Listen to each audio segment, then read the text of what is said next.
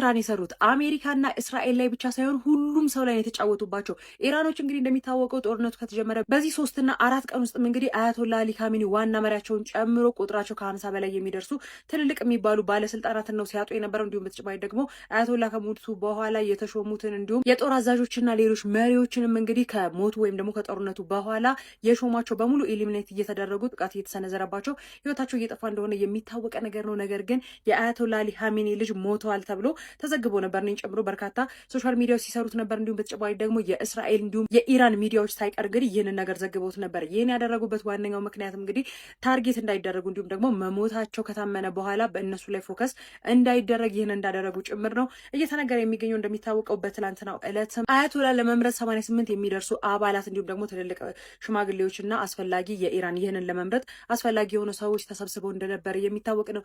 ይህንን ስብሰባ ለመበተንም እንግዲህ ጥቃት አድርሳለች። እንዲሁም በዚህ ጥቃት ላይ እንግዲህ ምን ያክል ሰዎች እንደሞቱ እርግጠኛ አይደለንም። ነገር ግን ጨርሰናቸዋል የሚሉ ዜናዎችንም ሲያሰራጩ ነበር። ነገር ግን ይህ ነገር አልሆነም።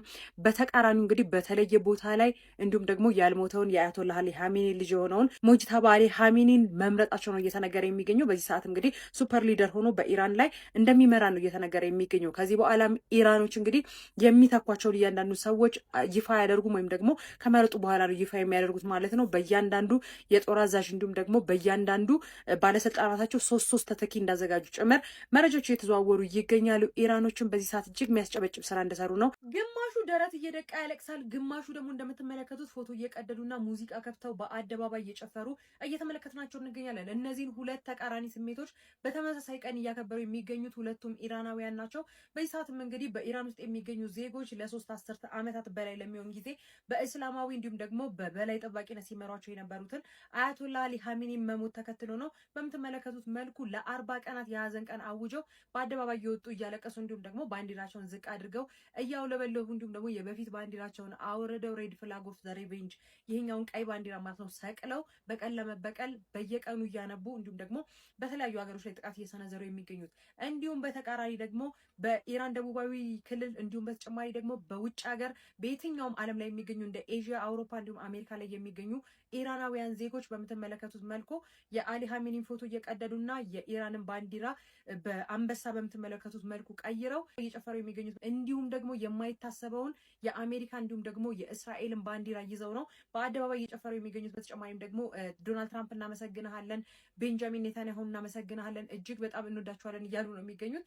ይህን ነገር እንግዲህ በርካቶችን እያነጋገረ ነው የሚገኘው። ምክንያቱም ደግሞ በተለይ ደግሞ ከኢራን ውጭ የሚገኙ እነዚህ የምትመለከቷቸው ዜጎች በሴቶች ላይ ከፍተኛ የሆነ ሰብአዊ ጫና እየተደረገብን ይገኛል። እንዲሁም ደግሞ በአምባገነን መሪ ናቸው ብለው ስለሚያስቡ ነው እነዚህ መሪ መሞታቸውን ተከትሎ እንደዚህ በምትመለከቱት መልኩ እየጨፈሩ የሚገኙት። ግማሾቹ አስተያየት ሰጪዎች እነዚህ ሰዎች ከሃዲ ናቸው እንዲሁም ደግሞ አገራቸውን አሳልፈው ለመስጠት ምንም የማይሳሱ ናቸው ይሏቸዋል። ገሚሶቹ ደግሞ እነዚህ ሰዎች ተበድለዋል እንዲሁም ደግሞ ተጨቁነው ከሀገራቸው ተገፍተው ስለወጡ ነው እንዲሆኑት ይላሉ።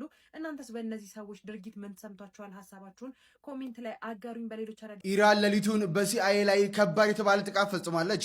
ኢራን በሳውዲ አረቢያ የሚገኝ የአሜሪካ የሲአይኤ መስሪያ ቤት ላይ በድሮን ጥቃት መፈጸሟን ሮይተር ዘግቧል። ኢራን እንግዲህ በሳውዲ የሚገኙ የአሜሪካ ኤምባሲን ጨምሮ በርካታ የአሜሪካ ንብረቶች እያወደመች ትገኛለችም። በተጨማሪም በተባበሩት አረብ ኤሚሬት ፉጃይራ ወደብ ላይ ጥቃት መሰንዘሯም ተሰምቷል። እናም ኢራን ሌሊቱን በሳውዲ የሚገኘው የሲአይኤ ስለላ መስሪያ ቤትን ከመታች በኋላም በቀጠናው ያለው አለመረጋጋት አይሎም ይገኛል። በሌላ በኩል እስራኤል በሊባኖስ ከተሞች ቤይሩትና ሲዶናን በቦምብ እየደበደበች ሲሆን ወታደሮች ደቡባዊ የሀገሪቱ ክፍሎች ተጨማሪ ቦታዎችን እንዲይዙም ፈቃድ ሰጥተዋል። ዛሬ የምናወራው ስለ ቀውጢዎቹ ቀናት የዓለም ፖለቲካ አይደለም። ትኩረታችን ሁሉ ኳስና ሜዳ ላይ ብቻ ነው። በአሜሪካን ኤክስፕረስ በኢቲሃድና በሴንት ጄምስ ፓርክ የሚደረጉት ፍልሚያዎች የሊጉን መልክ የሚቀይሩ ታላላቅ ክስተቶች ይሆናሉ። መሪው አርሰናል በ64 ነጥብ ኮርቻው ላይ ተቀምጧል። ነገር ግን ከኋላው እንደ ጥላ የሚከተለው የፔፕ ጋርዲዮላው ማንቸስተር ሲቲ እረፍት ነስቶታል። ዛሬ መድፈኞቹ ወደ ብራይተን ሲጓዙ መድፋቸውን ተጠቅመው መሪነታቸውን ያስጠብቃሉ ወይስ በባህር ወፎቹ ደጋፊዎቹ ይገረፋሉ። የአርቴታ ስብስብ የሊጉን ዋንጫ ለማንሳት ስህተት የማይፈቀድበት ወሳኝ ምሽት ላይ ይገኛል። ለፔፕ ሲቲ ምርጫው አንድ ብቻ ነው፣ ማሸነፍ። ከአርሰናል ጥላ ስር ወጥቶ የሊጉን ፀሐይ ለመሞቅ ስህተት መስራት አይፈቀድለትም። በሌላ በኩል የኢቫንጌሎስ ማሪናኪሱ ኖቲንጋም ፎረስት በሊጉ ለመቆየት የሚያደርገው ትግል ለሲቲ ፈተና ሊሆን ይችላል።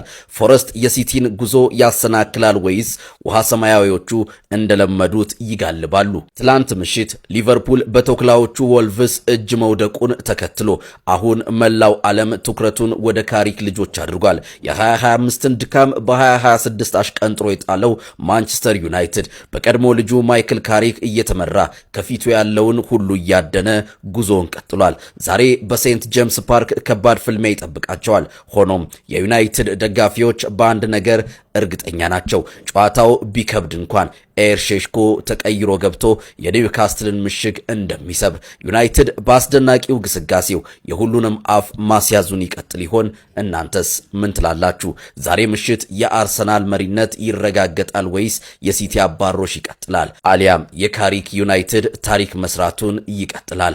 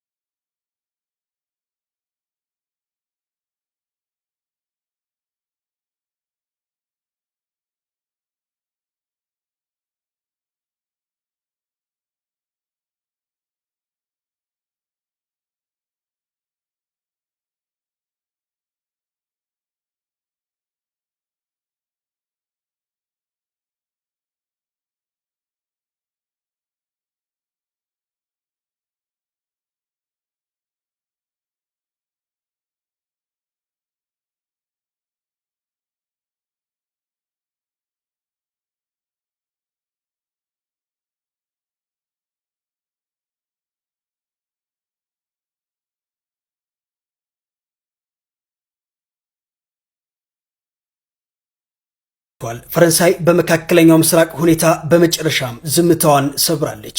ፓሪስ ለተባበሩት አረብ ኤምሬትስ ያላትን የጥበቃ ቁርጠኝነት በይፋ አረጋግጣለች። በሁለቱ ሀገራት መካከል ባለው ወታደራዊ ስምምነት መሰረት ኤምሬትስ ላይ ማንኛውም ጥቃት ቢሰነዘር የፈረንሳይ ዘመናዊ የራፋል ተዋጊ ጄቶች አየር ላይ ለመገኘት ዝግጁ መሆናቸው ተገልጿል። በአሁኑ ወቅት ፈረንሳይ በኤምሬትስ በሚገኘው የጦር ሰፈሯ ላይ ዘመናዊ የራፋል ጄቶች ዝግጁ ማድረጓ ገልጻለች። ውጪ በሚሳኤል እየተደበደበች የምትገኘው ኢራን ከውስጥ ደግሞ ከባድ በተባለ የመሬት መንቀጥቀጥ መመታቷን በዚህ ሰዓት የወጡ መረጃዎች እያሳዩ ይገኛሉ። በኢራን ውስጥ ባለው ጌራሽ ቀጠና ውስጥ ታዲያ ከባድ የተባለ የመሬት መንቀጥቀጥ መከሰቱን አልጀዚራ ይዞት ከወጣው መረጃ ላይ ተመልክቻለሁ። እንደሚታወቀው አንዴ በጦርነት አንዴ በመሬት መንቀጥቀጥ እየታመሱ ይገኛሉ። እጅግ በጣም አሳዛኝ በሆነ ሁኔታም ታዲያ በርካታ ሲቪሊያንም በዚህ ጦርነትም እየሞቱ ይገኛሉ። አሁን ደግሞ የመሬት መንቀጥቀጡ ችግር እየፈጠረ እንዳለ መረጃዎች አሳይተዋል።